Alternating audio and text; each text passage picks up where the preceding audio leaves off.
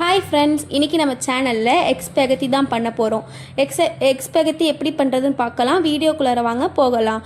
முதல்ல ஒரு பேனில் தண்ணி ஊற்றிக்கோங்க. தண்ணி ஊற்றிட்டு ஸ்பெகத்தி 200 கிராம்ஸ் ஆட் பண்ணி அதில் உப்பு சேர்த்து நல்லா கொதிக்க வச்சுக்கோங்க. ஸ்பெகத்தி நல்லா பாயில் ஆகணும். அதுக்கு நான் மூடி போட்டு பாயில் பண்ணி வடிகட்டி எடுத்து வச்சிடுறேன். அடுத்தது அதே வெசலில் நான் ஒரு 4 ஸ்பூன் எண்ணெய் ஆட் பண்ணியிருக்கேன். எண்ணெய் நல்லா ஹீட் ஆனதுக்கப்புறம் நல்லா பொடிசாக வறுக்கின கார்லிக்கை ஆட் பண்ணிக்கிறேன்.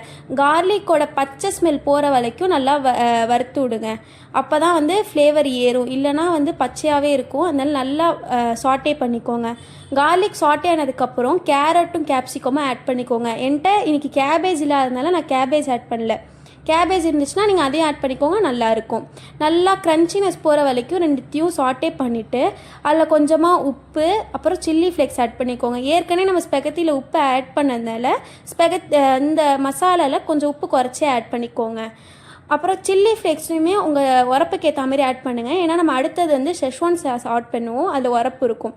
இது கூட நான் ஆரிகானோ ஆட் பண்ணிக்கிறேன். இருந்தால் ஆட் பண்ணுங்கள், இது ஆப்ஷனல் தான். அப்புறம் நான் ஒரு 1/2 டேபிள் ஸ்பூன் அளவுக்கு ஷெஸ்வான் சாஸ் ஆட் பண்ணியிருக்கேன். இது ஆப்ஷனல் தான். இது கொஞ்சம் உரப்பும் டேஸ்டினஸ் சைனீஸ் டேஸ்ட் கொடுக்கும், அதனால ஆட் பண்ணியிருக்கேன். அப்புறம் ஒரு 2 ஸ்பூன்ஸ் அளவுக்கு சோயா சாஸ், ஒரு 3 ஸ்பூன்ஸ் அளவுக்கு சில்லி சாஸ், அப்புறம் கெச்சப் ஆட் பண்ணியிருக்கேன். எல்லாத்தையும் நல்லா மிக்ஸ் பண்ணிட்டு பாயில் பண்ணி வச்சுருக்க ஸ்பெகத்தியை ஆட் பண்ணிக்கலாம். நல்லா அந்த மசாலாவோட ஸ்பெகத்தி மிக்ஸ் ஆகணும். அப்போ தான் ஃப்ளேவர் இறங்கும். அதுக்காக கொஞ்சம் நேரம் மூடி போட்டு வச்சு சாட்டே பண்ணுங்கள். அப்போ தான் நல்லாயிருக்கும், ஃப்ளேவரும் இறங்கும், ரிச் அரோமாவும் இருக்கும். நல்லா சாட்டே பண்ணதுக்கப்புறம் கொரியாண்டரால் நீங்கள் கார்னிஷ் பண்ணிக்கலாம். அடுத்தது நம்ம எக் ஸ்க்ராம்பிள் பண்ண போகிறோம். அதுக்கு ஒரு பேனில் ஒரு 3 ஸ்பூன் எண்ணெய் ஊற்றிட்டு நான் இன்றைக்கி 2 எக் ஆட் பண்ணிக்கிறேன். உங்களுக்கு எவ்வளோ வேணுமோ அவ்வளோ ஆட் பண்ணிக்கோங்க. 2 எக்கு உடச்சி விட்டு நல்லா ஸ்க்ராம்பிள் பண்ணிக்கலாம்.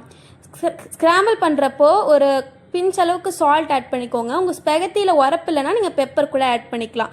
நல்லா ஸ்க்ராம்பிள் பண்ணி வச்சுக்கோங்க. நல்லா உதிரியாக இருக்கணும், அப்போ தான் நல்லாயிருக்கும். இப்போ பண்ண ஸ்பெகத்தியில் நம்ம ஸ்க்ராம்பிள் பண்ண எக்கை சேர்த்துட்டு நல்லா மிக்ஸ் பண்ணி விட்டுருக்கோங்க.